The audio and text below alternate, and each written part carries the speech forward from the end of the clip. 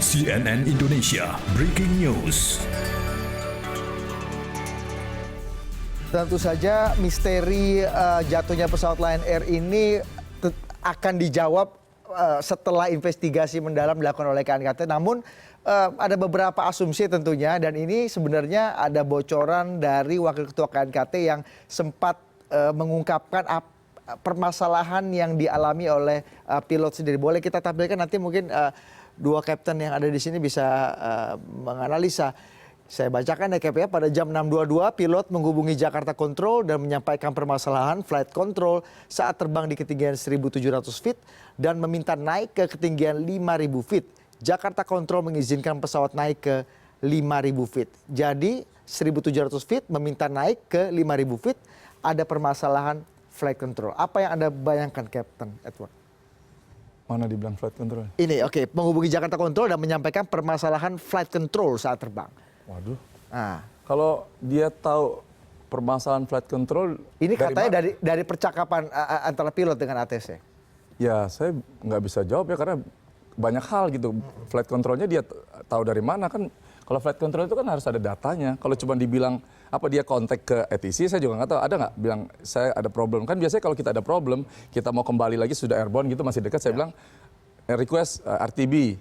Atau kalau misalnya perlu bantuan, pen atau mayday kalau udah harus ada. Nah, kalau sekarang ini dia minta bilang flight control, saya nggak yakin. Ya nggak yakin juga ya. Mungkin bukan flight control, mungkin ada hal yang lain kan.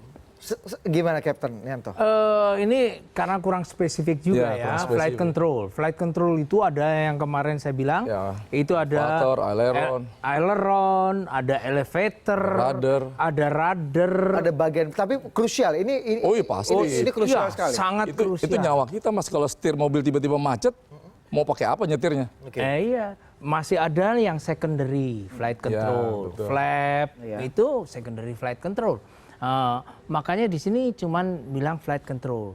Saya juga nggak ngerti flight control yang mana, sehingga bisa terjadi seperti itu. Apakah flight control itu ada banyak ya? Betul. Cap, ya, ini ya. Apakah kalau salah satu flight control tidak berfungsi, itu masih bisa airborne, masih bisa dikendalikan? Kalau dikendalikan, ini saya nggambarin aja di Gimana? dunia. Coba Anda bisa bayangkan supaya kita bisa ngebayangin ini Di bagaimana dunia, flight control itu. Itu terjadi, saya lupa pesawatnya, tapi yang jelas di C-10. Itu terjadi Ya, 3 mesin. 3 mesin, terus mesin nomor 2 itu meledak. Meledak, ya. Sehingga serpihannya memutuskan semua hidrolik. Ya. Flight controlnya hilang. Flight control bisa diterbangkan, tetapi karena pesawatnya sudah steady saat terjadi itu, akhirnya ada instruktur datang sini. Jadi bertiga. Yang satu instruktur kalau mau belok, engine kanannya dibuka, misal belok kiri. Saya lihat video. Terus, ya ada videonya, ada di YouTube juga kok itu. Akhirnya diterbangkannya begitu. Dengan power, ya? Sampai mendarat. Kalau mau desain ya powernya dikurangin. Tetapi pesawatnya tetap crash. Hancur. Walaupun ada yang selamat. Tapi tetap crash. Itulah yang namanya flight control. Ya kalau saya mengibaratkan mobil, setirnya dol. Mobil gimana? Kalau remnya bagus, kalau mobil, remnya itu imbang kiri kanan, di rem dia berhenti lurus. Tapi kalau remnya nggak imbang, belok kiri kanan nggak jelas. Apalagi setirnya. Apalagi setirnya, ya semacam itu. Jadi ibarat pesawat pun bisa sama. Jadi flight control itu ada macam-macam. Flight control yang berbahaya menurut saya punya pengalaman. Tahun 80-an, 85 ke atas saya lupa. Saya terbang dari Semarang ke Jakarta. Yang pertama take off Burak pakai HS 748. Terus Pelita Air take off pakai Fokker 28. Saya kapten Fokker 28, take off ketiga. Terus semua tujuan Jakarta. Selisih waktu memang. Tapi HS kan ya mohon maaf kan rada pelan nih karena Pesawat saya. Ya, baling-baling. Nah, Pelita nomor 2. Saya nomor 3, rada jauh sama Pelita. Nah, waktu itu ada call mayday. Saya merinding nih kalau karena saya dengar sendiri call Mayday. Call-nya gemeter, dibilangnya Burak problem flight control, tapi saya aja nggak tahu flight control apa. Mayday kan, kita semua diem. Saya dipanggil sama Jakarta Control. Posisimu di mana? Saya waktu itu mendekati Charlie Alpha. Charlie Alpha itu Cirebon. Ya, dekat Cirebon. Saya disuruh ngejar pesawat itu untuk ngelihat. Tapi saya bilang, saya jauh. Di depan saya ada pelita. Pelita airnya. Disuruh. Mendekat. Karena jet ya ngejar lah ya. Ngejar. Terus apa yang saya dengar dari komunikasi? Anda mendengar? Dengar. Frekuensi itu ya? Iya jelas. Kita kan dengerin.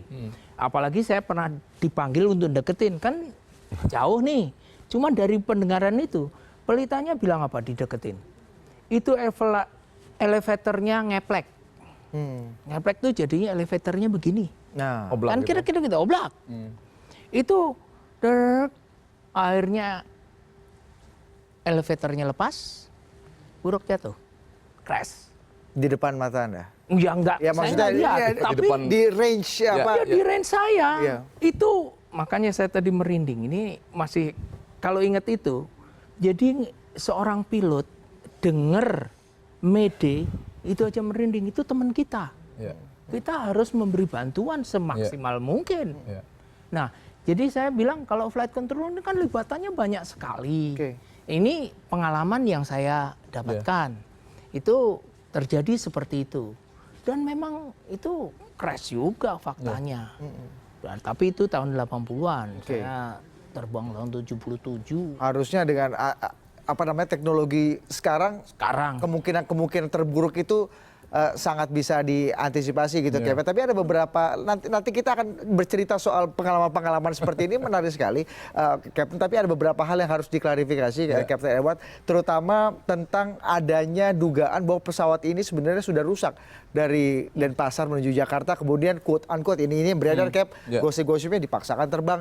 Ada logbook atau maintenance book yang beredar di media massa seperti ini. Nanti Captain Edward mungkin bisa mengklarifikasinya, boleh ditampilkan maintenance booknya. Oke, apa bacaannya seperti apa, Cap? Apa yang dikatakan di sini? Masalahnya apa? Seberapa major masalah ini? Saya nggak lihat itu as altitude disagree shown Soon after take off. Oke. terus yang bawah apa tuh? Fuel Feel different pressure, light illuminate. Oke. Ya. Nah, pertama-tama ya saya sangat sedih ya. Ini yang boleh lihat cuman captain sama engineering. Tapi kok bisa seluruh dunia sekarang bisa mengakses ini. Nah, ini setiap kita selesai. Harusnya ini rahasia, Cap? Oh, rahasia lah. Sesudah kita selesai terbang, itu kan kita mengecek kalau ada kerusakan atau ada kelah namanya. bikin report. Kita harus bikin report. Apapun itu, sekecil apapun. Misalnya lampunya putus. Tulis ke teknik, lampunya ini putus, nanti tolong diganti. Dan ini kosong, ini berarti sebelum dijawab. Jadi kalau sudah dikerjakan itu ada jawaban di corrective action namanya. Nah, saya punya jawabannya sesudah itu dari yang aslinya. Ini yang sudah dijawab. Oh, sudah dijawab. Sudah dijawab. Bisa di zoom saya in cuma sambil bilang, Anda bacakan, Cap? Bacakan udah nggak bisa. Oke, kurang lebih jawabannya apa? Intinya semua yang dikomplain di situ itu sudah dikerjakan. Ini kayak bisa bukti, ini bisa saksi ya. Ini yang ini aslinya kan ini kosong.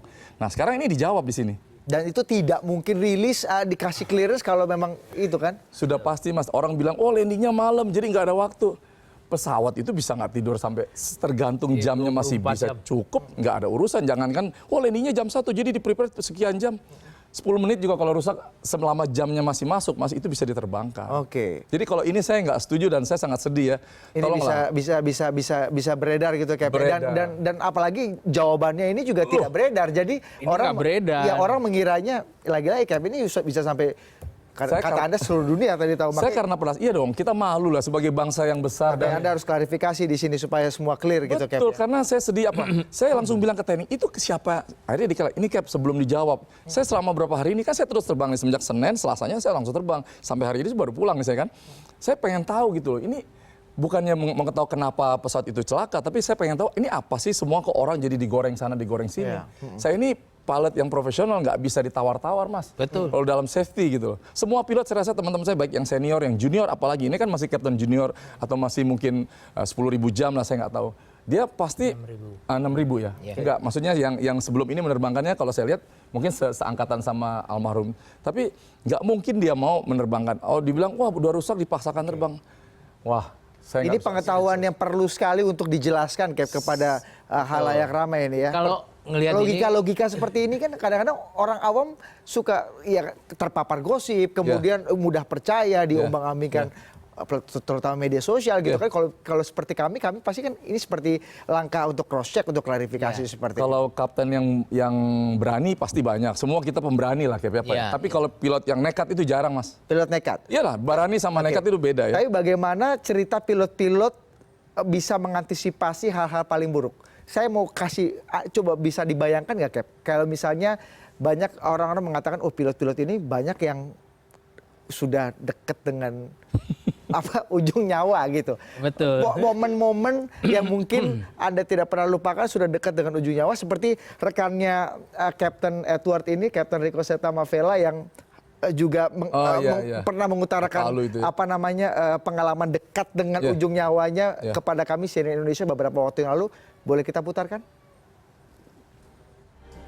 Ada suara yang bilang bahwa saya harus bergegas cepat berangkat.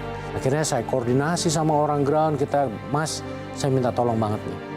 Saya pengen berangkat cepat kalau bisa before schedule, jangan sampai terlambat. Ini perkataan saya yang saya sampaikan ke semua divisi. Ground handling, teknik, kemudian cabin crew, cleaner, semua sampai dipersiapkan dengan baik.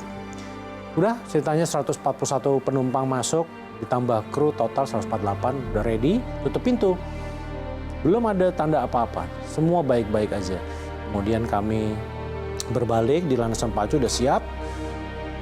Akhirnya kita request untuk take off.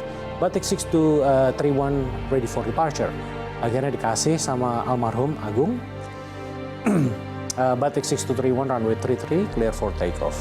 Terus kita reply dengan yang sama.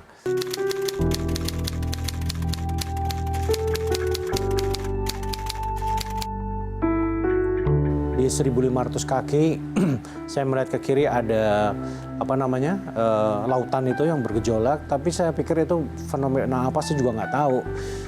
Kayak saya abadikan. Kami nggak tahu kalau itu tsunami. Kami call lagi ke pengatur udara Mutiara Tower, Batik 6231. Berkali-kali saya panggil. Setiap 1.000 kaki saya panggil sampai ke atas. Sampai saya bilang, ini kayaknya lagi sholat atau lagi ke toilet nih. Gitu. Tapi kan nggak mungkin pengatur udara bisa ninggalin situ. Setelah selesai film itu durasinya cuma 11 detik. Kalau saya tahu itu bencana, pasti akan saya abadikan terus.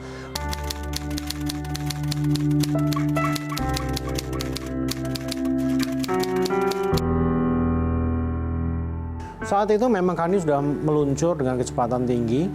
Detik-detik terakhir cuman itu aja yang saya rasakan. Ada goncangan ke kanan sedikit, pindah ke kanan, pindah ke kiri. Tidak terlalu signifikan, tapi saya cukup sensitif. Kalau gerakan di runway kan ada titik gitu ya. Dia akan cuma bergerak di situ. Tapi kemarin itu dia kayak keluar, karena saya lihat jauh. Keluar dari titik itu. Grek, grek. Wow. Ya gini. Grek, grek. Dan momennya jelas kok. Grek, grek. Oh, saya lihat engine parameter semua bagus. Continue, take off.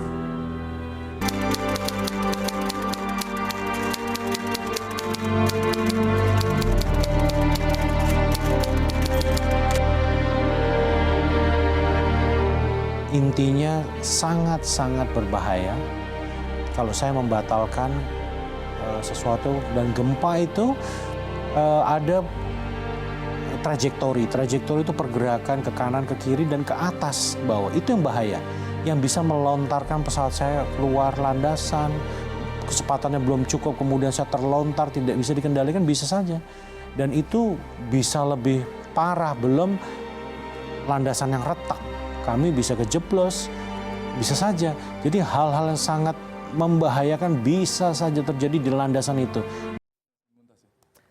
Captain, ini salah satu cerita dari rekan Captain yang katanya sudah hampir gitu ya, pengalaman di ambang-ambang maut gitu. Anda punya pengalaman-pengalaman serupa nggak mungkin, Captain Yanto?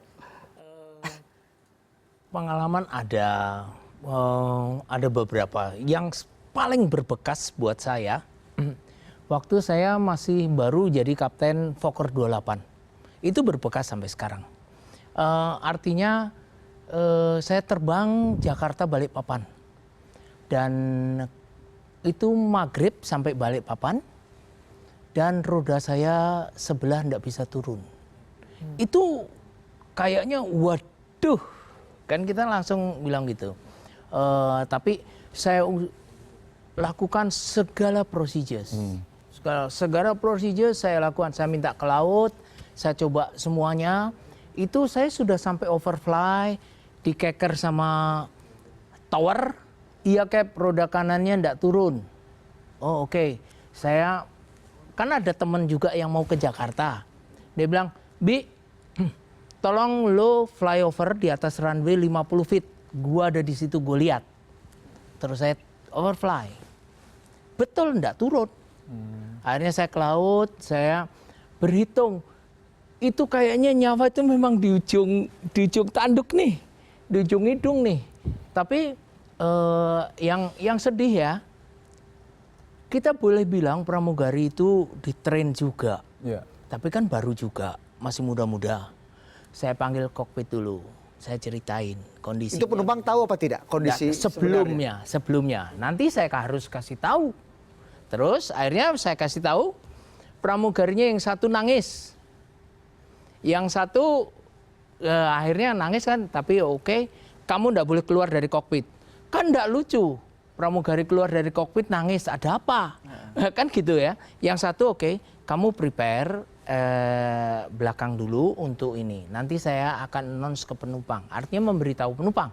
Harus itu ya, Cap? Iya harus, karena kalau roda nggak turun kan kita crash lah kira-kira. Ya.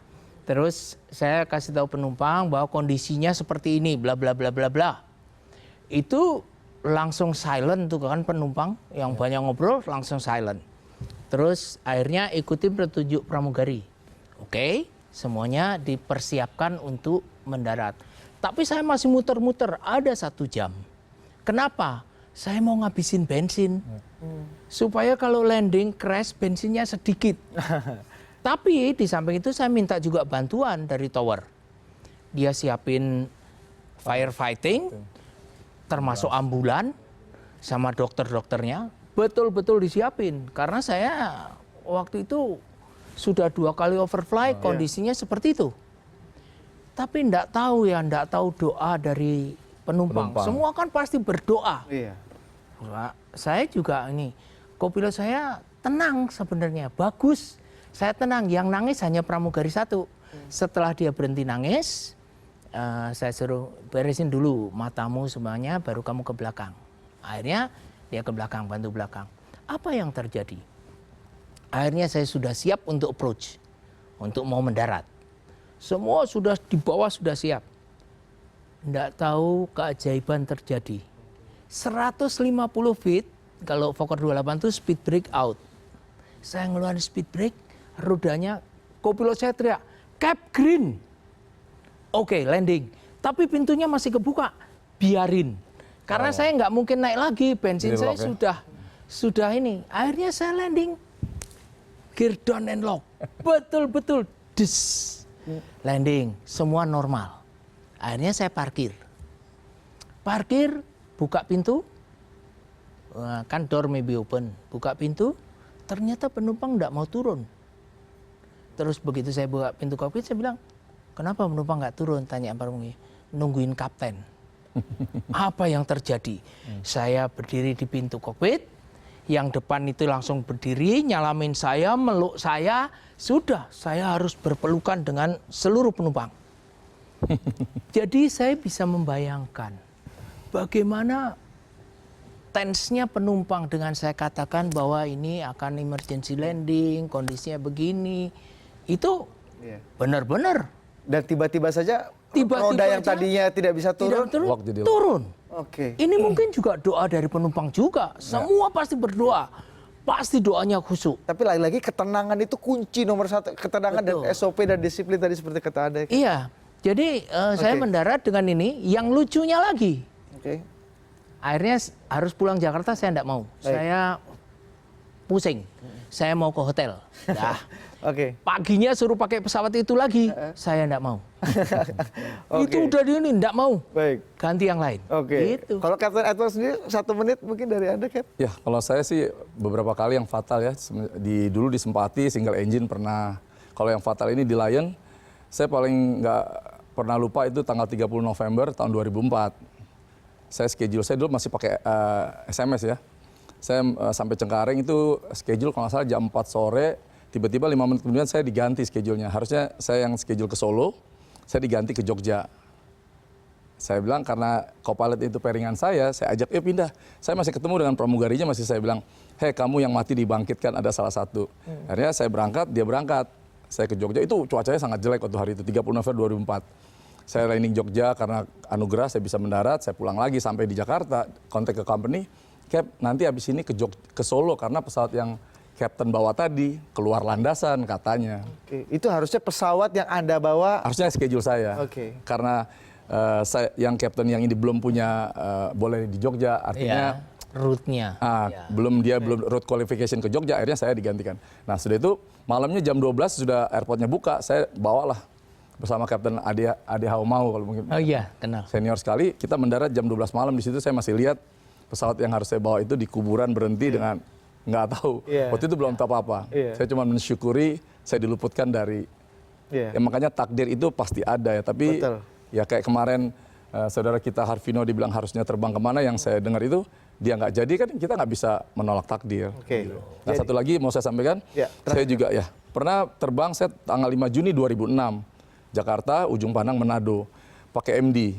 Nah begitu saya mendarat di Makassar, itu co-pilotnya namanya Yohanes sekarang di satu penerbangan. Pertama ban depan pecah satu mas, begitu landing.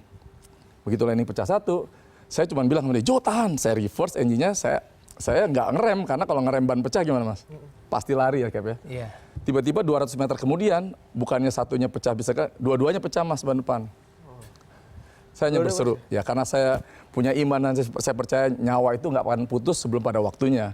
Akhirnya saya berseru dalam nama Tuhan, saya reverse engine saya di ujung landasan mas, pas dekat rumput itu pesawat berhenti dan saya bisa ngobrol di sini malam ini. Wah, itu pengalaman-pengalaman yang saya yakin pasti banyak jadi pengalaman bisa kita bagi dengan para pemirsa. Tapi senang sekali kita bisa mendengar, intinya pilot juga manusia. Amin. Semua Tuhan yang menentukan, tapi lagi-lagi ketika ada situasi yang paling buruk, teknologi belum tentu bisa membantu kita. Iya. Ketenangan dan doa itu mungkin jangan-jangan lebih lebih ampuh ampuh, dari betul. teknologi yang super canggih yang Betul. dibuat oleh manusia. Terima Setuju. kasih Kapten Edward, terima kasih Kapten Tarbianto sudah berbagi pengalamannya bersama kami di CNN Indonesia pada malam hari ini. Demikian Breaking News CNN Indonesia pada malam hari ini. Saya Budi Adiputro, selamat malam.